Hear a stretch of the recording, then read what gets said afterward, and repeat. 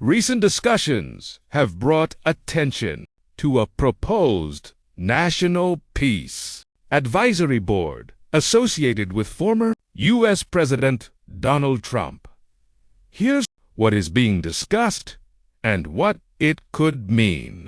The proposal centers on the idea of forming an advisory body intended to promote conflict resolution, diplomacy, and de-escalation strategies. At this stage, the concept remains a proposal and has not been established as an official government body or policy. The idea appears within broader conversations about foreign policy, national security, and alternative approaches to managing international conflicts. Similar advisory councils have existed in various forms throughout U.S. history, typically offering non-binding recommendations to policymakers. Supporters suggest such a board could encourage dialogue, reduce tensions, and introduce unconventional perspectives into diplomatic discussions.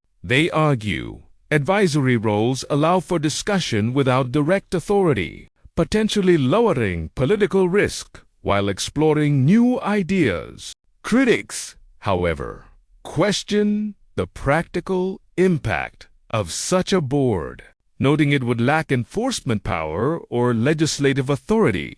Others emphasize that effectiveness would depend heavily on its structure, independence, and how recommendations are received. As proposed, the board would not bypass existing institutions such as Congress, the State Department, or the Department of Defense. Any influence would be advisory in nature, meaning final decisions would remain with elected or appointed officials. Public reaction has varied, with discussions appearing across media platforms and political commentary spaces. Coverage has generally focused on feasibility, intent, and how such a body might operate if formalized. At this time, there is no confirmed timeline or official framework for implementation. Any further developments would require formal proposals, legal review, and potential political support.